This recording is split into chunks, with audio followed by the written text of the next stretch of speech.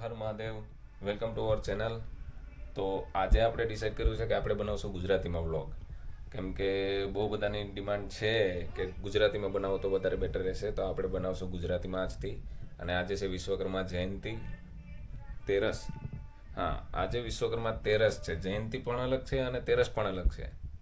આજે આપણે બહુ બધા કામ છે ઓફિસમાં. આજે હાફ ડે છે. હાફ ડે પતાવ્યો પછી બીજું એક કામ છે સિટીની અંદર, એ કરશું. અને ત્યારબાદ આપણે જશું વિશ્વકર્મા તેરસનું જ્યાં સેલિબ્રેશન છે ત્યાં, વરાછાની અંદર છે. અમારા સમાજના બધા ત્યાં ભેગા થશે, વિશ્વકર્મા દાદાની પૂજા કરશે, આરતી કરશું, ઘણું બધું છે. સ્વરૂચિ ભોજન પણ છે. અને આપણે રેડી થઈ ગયા છે ઓફિસ જવા માટે. ફટાફટ નીકળીએ. ઓલરેડી સવાર 9 થઈ ગયા છે. ફટાફટ નીકળ. વોર્મઅપ તો પહેલાં જ થઈ ગયું હતું. સવારના 6 વાગ્યાનો ઉઠેલો. હું તમને રસ્તામાં એની કહાની કહું. પહેલાં અહીંયાથી આપણે જઈએ, કેમ કે ઓલરેડી કેટલા થઈ ગયા છે? 9:45 થઈ ગયા છે. અરે ભાઈ 0 पे आजा. હિન્દી બ્લોગની આદત થઈ ગઈ એટલે હવે ગુજરાતીમાં પાછા લોચા પડે. ચાલો, હર હર મહાદેવ.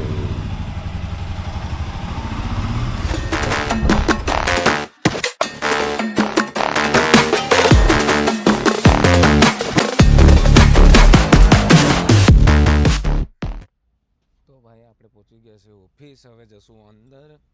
અને અંદર તમને ખબર જ છે વિડીયોગ્રાફી ફોટોગ્રાફી એલાઉડ નથી. તો જઈએ આપણે મળશું સાંજે નહીં, બપોરના જ નીકળી જવાનો છે. આજે હાફ ડે ઉપર છું હું. તો બધાને એમ હશે કે રાતે જ ખાલી કામ આવે. રાતે નહીં, દિવસના બી કામ આવે છે. આની પાછળનું પહેરવાનું કારણ બહુ ઇમ્પોર્ટન્ટ છે. જેમ રાતે ઇમ્પોર્ટન્ટ છે એમ દિવસના બી ઇમ્પોર્ટન્ટ છે. સ્પેશિયલી કે જ્યાં મોટા મોટા વ્હીકલોની મૂવમેન્ટ્સ વધારે હોય ત્યાં. चलो 2000 years later. हमारी हो गई है छुट्टी. अभी हाफ डे लिया था और 5:30 बज चुके हैं. अभी हाफ डे का कोई मतलब ही नहीं रहा. काम ही इतना था कि कुछ छोड़ के भी नहीं जा सकते थे. तो अभी चलते हैं. कॉर्पोरेट जॉब में यही दिक्कत होती है भाई. बोलेंगे कुछ और होगा कुछ. अभी जस्ट निकल रहे इधर से. कहाँ जाने वाला था 1 बजे और अभी कहाँ जा रहा हूँ 5:30 बजे. आसान नहीं है भाई कुछ भी इधर.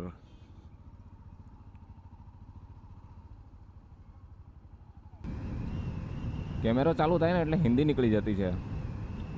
થોડોક ટાઈમ લાગશે પણ આવશે મજા. પોર્ટની બધી ક્રેનો ઉપર, સૂરજ દાદા. હા, બમ્પર વધારે કુદાવાઈ ગયો.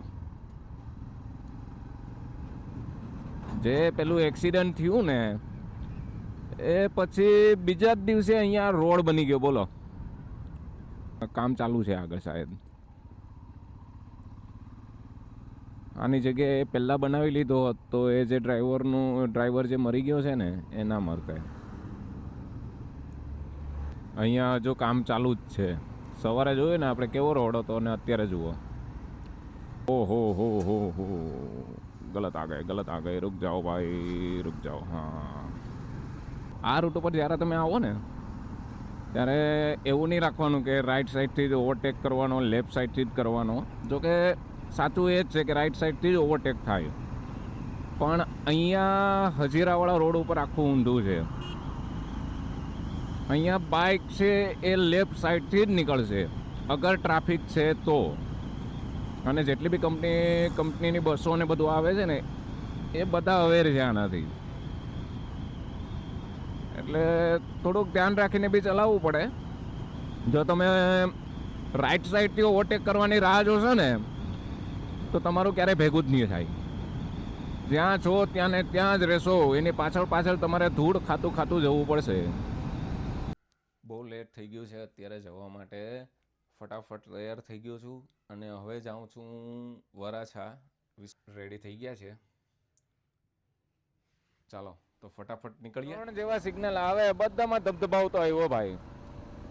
એને ચલણ નથી આવતા પણ ભાઈ મને ચલણ આવે. હા, યુ ટર્ન.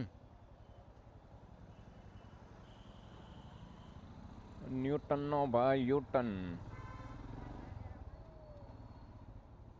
હા, રૂપસાગર હાઉસિંગ સોસાયટી આની અંદર. અચ્છા,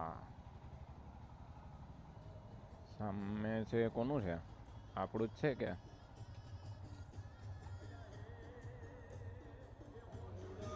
ભાઈ એટલું લેટ થઈ ગયું આવવામાં કે પૂજા બધી ખતમ થઈ ગઈ અને સીધો પ્રસાદ જ હાથમાં આવ્યો. હવે સીધું જમવાનું છે. અહીંયા બધા જમવા હો બેસી ગયા જો. ને અહીંયા ગરબા ચાલુ છે. જરાય ટાઈમ નથી ઊંચું જોવાનો.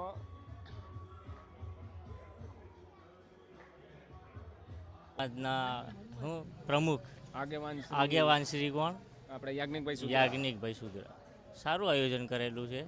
સમાજને એક થવા માટે સારો પ્રયત્ન છે અને આવી રીતે પ્રમુખ સાહેબને હું કહીશ કે અહીંયા આવે. પ્રમુખ સાહેબ થોડા વ્યસ્ત છે, હમણાં રહેવા દો. બરાબર, આવી ગયા. હા, પ્રમુખ સાહેબ આ છે આપણા સુરત વંશ ઉત્તર જ્ઞાતિ સેવા સમિતિના પ્રમુખ શ્રી યાજ્ઞિકભાઈ સુદ્રા. આ બધું જ આયોજન યાજ્ઞિકભાઈના નેતૃત્વમાં થયેલું છે. તમે આમાં બે શબ્દ કંઈક આમાં કયો કે આ જય માતાજી. પહેલાં તો બધા જ્ઞાતિજનોના સાથ સહકારથી આ પ્રસંગ અમે દર વર્ષે કરતા આવ્યા છે. વિશ્વકર્મા દાદા એટલે કે આજે સૃષ્ટિનું સર્જન કરનાર, બરાબર, એવા દાદાના આશીર્વાદથી અમે આવા નવા કાર્યો કરીએ છીએ. એવી ભગવાન અમને હિંમત આપે અને બધાના સાથ સહકારથી અમે આવા સારામાં સારા કાર્યક્રમ કરતા રહીએ. સાથે ફંડ પણ આપે. એ ખાસ જરૂરી છે સારા કાર્યો માટે. તો આનાથી સારો કાર્યક્રમ તન મન અને ધન ત્રણેયથી મદદ કરવી પડે તો આ કાર્ય સમાજ આગળ આવે અને સમાજ થકી આ નવી પેઢી આગળ આવે તેવી શુભેચ્છા બધાને. અને આ જ રીતે સારી રીતે સાથ સહકાર અને સપોર્ટ આપતા રહ્યો અને સારા કાર્યો અમે કરતા રહીશું.